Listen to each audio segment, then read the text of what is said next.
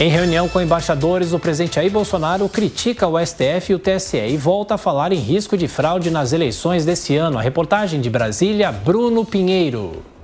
A reunião do presidente Jair Bolsonaro com embaixadores começou pontualmente às 16h no Palácio da Alvorada. Cerca de 70 representantes de outros países aceitaram o convite. Segundo Bolsonaro, as urnas eletrônicas despertam dúvidas. Segundo o chefe do executivo, um exemplo foi a tentativa de invasão de um ataque hacker ao sistema do TSE, que foi investigado pela Polícia Federal. Tudo começa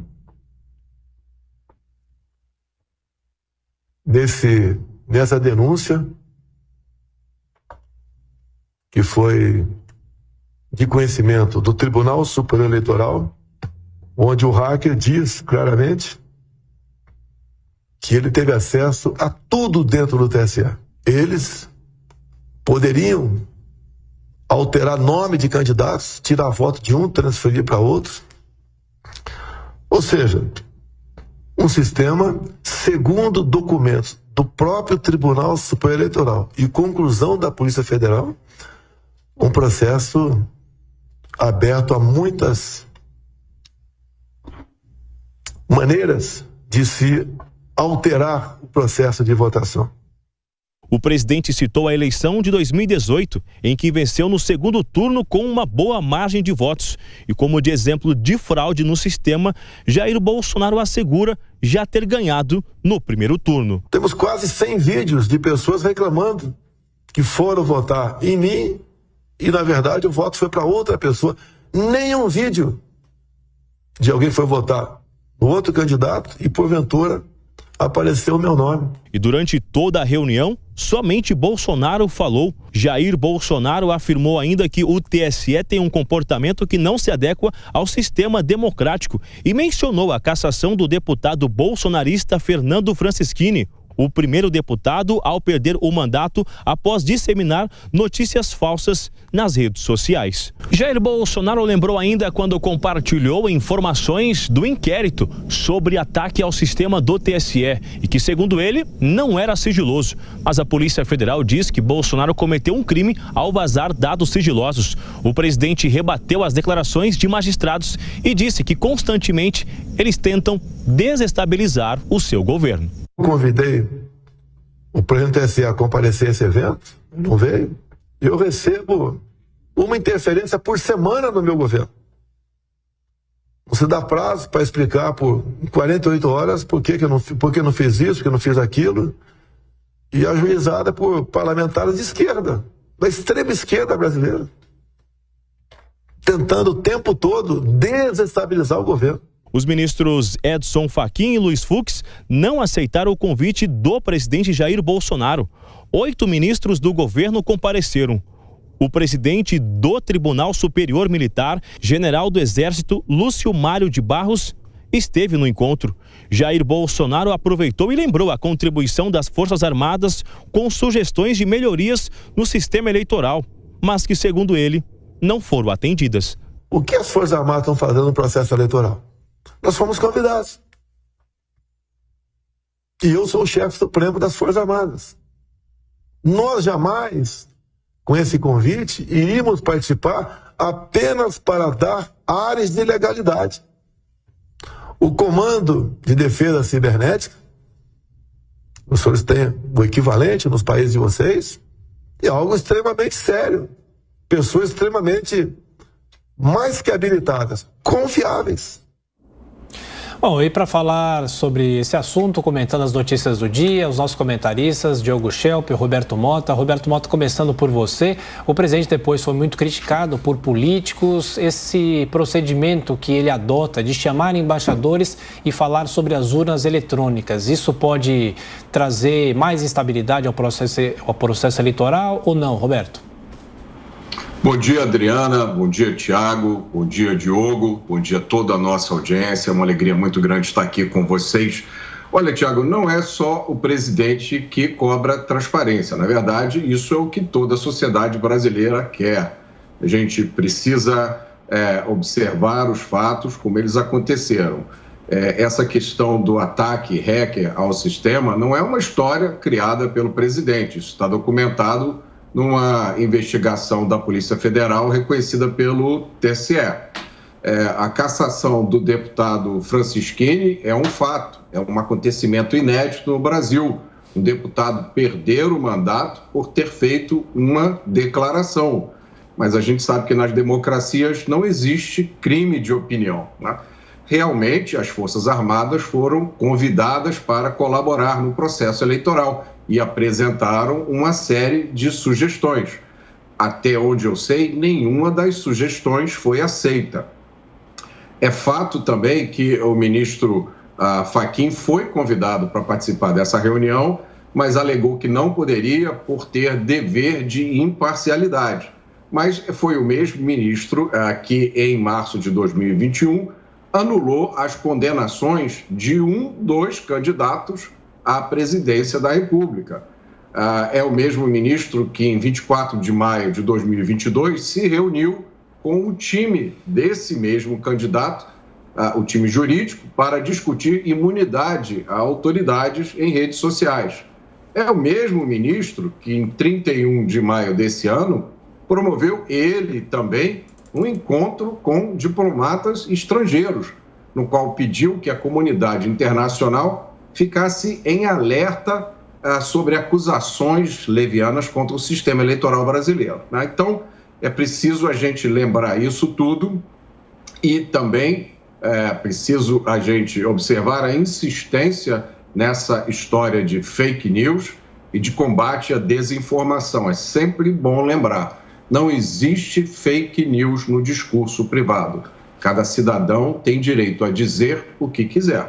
Se ele ofender ou prejudicar alguém, ele sempre pode ser processado por injúria, calúnia ou difamação.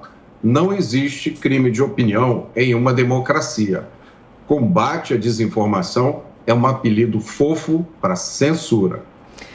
Concorda? Diogo avalia como a reunião de ontem fez bem o presidente em reunir alguns apenas embaixadores, não é? E essa discussão sobre a confiabilidade das urnas vai até outubro ou mais, com motivos? Como fica o eleitor no meio dessa história?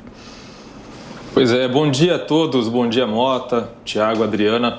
Olha, esse encontro que o presidente Jair Bolsonaro promoveu aí com os embaixadores me lembra muito a estratégia que o ex-presidente, ex-ditador venezuelano Hugo Chávez adotava na Venezuela. Ele frequentemente em seu programa de TV dominical, Alô Presidente, trazia ali embaixadores estrangeiros como forma de serem uma plateia qualificada para aquilo que ele dizia, para as coisas que ele dizia, para as afirmações que ele fazia, inclusive ilações que ele fazia a respeito da oposição, por exemplo, a respeito das ameaças que ele dizia que vinham dos Estados Unidos. Via com frequência embaixadores estrangeiros cumprindo esse papel. Por quê? Convidados por um chefe de Estado, um chefe de governo, no país onde eles estão representando suas nações, eles não podem se recusar a ir e escutar ainda que não estejam concordando com aquilo, ainda que estejam achando aquilo muito exótico. Foi o que aconteceu ontem no encontro promovido pelo presidente Jair Bolsonaro com os embaixadores. Ele certamente não convenceu nenhum embaixador pelo sim ou pelo não a respeito da credibilidade das urnas. Se houvesse ali algum embaixador de país alinhado com o presidente Jair Bolsonaro, já teria a sua opinião formada. Na verdade, foi uma reunião voltada para consumo interno. O objetivo do presidente era justamente, mais uma vez, realçar ali a sua desconfiança em relação às urnas, com base em argumentos que já foram desmontados. Vamos citar aqui, por exemplo, o fato de que ele menciona, basicamente, e ele afirma isso no começo da apresentação, apenas o inquérito da Polícia Federal sobre o ataque hacker em 2018 como evidência do que ele diz que é uma possível fraude, do que poderia haver de fraude no sistema eleitoral. Acontece que o próprio delegado daquele inquérito da Polícia Federal já disse, em depoimento a um outro inquérito que investiga justamente a divulgação dessas informações pelo presidente, que ele não encontrou nenhum indício de fraude em 2018, que ele não encontrou nenhum indício de que o ataque hacker tenha causado prejuízo ao processo eleitoral ou ao sistema de votação. Então, trata-se sim de uma forma de colocar mais pimenta nessa questão, e ele tem conseguido, o presidente Jair Bolsonaro tem conseguido tocar a música para fazer os outros dançarem. Tanto que ele consegue manter esse assunto sempre em voga, sempre em debate, colocando sempre uma pulga atrás da orelha das pessoas e obrigando, né, os ministros do TSE e outras personalidades, Rodrigo Pacheco, presidente do Senado, a se manifestar a respeito e a negar. Então, é uma forma de colocar dúvidas sobre o processo eleitoral e possivelmente de preparar-se para, em algum momento, dizer que não vai reconhecer o resultado das eleições. Olha... Diga, Mota. Pode falar, Mota. Não, eu só queria lembrar aqui, o Diogo diz que essa era uma tática favorita do presidente Chaves, reunir os embaixadores. Só para lembrar o Diogo, que quem fez primeiro isso foi o ministro Fachin, que fez uma reunião com os embaixadores. A única coisa que o presidente Bolsonaro fez foi fazer também, chamar os embaixadores e apresentar a versão dele. Quanto ao ataque diferente, hacker... É diferente, não é uma questão... Mota, deixa eu terminar, Diogo, por favor. Ele não fez... Edson Fachin não fez um espetáculo promovido ali para consumo interno, com transmissão ao vivo, nessas condições que a gente viu. Você pode criticar, e eu também critico muitas vezes, o fato de que ministros do STF, alguns dos quais estão no TSE, né, têm funções importantes no TSE, falam muito fora dos autos. Eu concordo, por exemplo, que o ministro Barroso, por exemplo, recentemente tem feito algumas declarações e organizações externas em universidades na Alemanha, nos Estados Unidos, que podem ser compreendidas, e muitas vezes com frases tiradas de contexto, podem ser compreendidas como algo que fere, digamos assim, o campo político do presidente Jair Bolsonaro. Agora, o que o Fachin fez foi falar sobre a confiabilidade das urnas, é bastante diferente do que a gente viu ontem, em que sequer os embaixadores puderam fazer perguntas.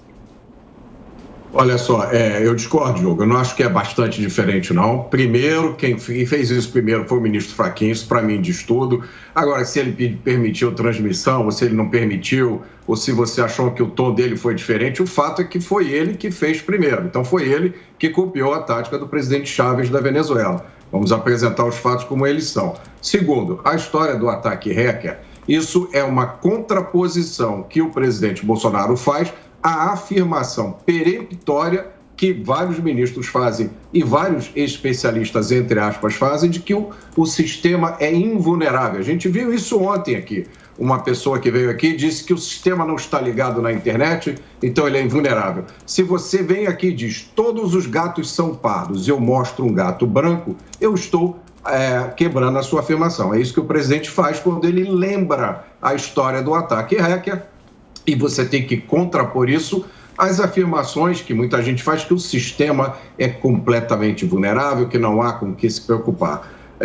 Por último, me desculpe, mas não é uma questão de interpretação. Basta verificar várias das afirmações que os ministros fizeram. A única coisa que eles quase sempre não fazem é dar o nome do presidente Bolsonaro. Mas eles repetem a toda hora que a democracia está sofrendo grave perigo, que estão acontecendo ameaças à democracia. Você fazer críticas a um sistema eleitoral, críticas baseadas em tecnologia, críticas baseadas em conhecimento de como os sistemas digitais funcionam, isso não pode ser caracterizado como um ataque à democracia, tá? É um ataque à democracia porque é baseado em mentiras. Diogo, deixa eu falar, por favor. Eu achei que você já tinha terminado. Não, não terminei ainda, né? Basta lembrar que o próprio candidato do PT, em 2002, fez uma declaração igualzinha às declarações que o presidente Bolsonaro faz. Está registrado no site da Folha de São Paulo, você pode ir lá. O candidato do PT diz infalível só Deus. Então, não há nada demais você colocar isso como se fosse uma declaração tabu, um discurso interditado. Quem falar sobre isso é golpista. Isso é tratar os dois lados desse debate de forma diferente. Um lado pode fazer e dizer tudo, o outro lado tem que ficar caladinho assistindo, porque senão vai ser chamado de antidemocrático, né?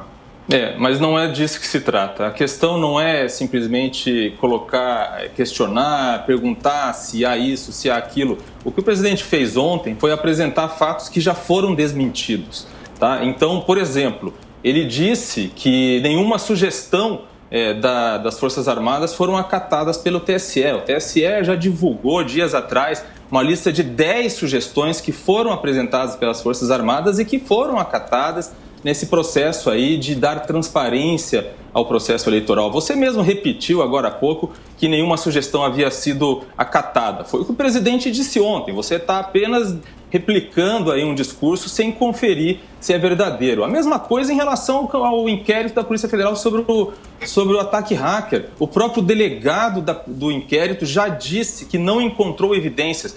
Você não pode, há 70 dias das eleições, e isso é sim uma irresponsabilidade, há 70 dias das eleições, dizer que o sistema é fraudável ou que houve fraude em 2018 sem apresentar provas. Isso é apenas ilação. O que o presidente faz quando cita inquéritos que já não chegaram a uma conclusão como a que ele apresentou é basicamente apenas fazer ilações sobre uma possível violabilidade do processo eleitoral.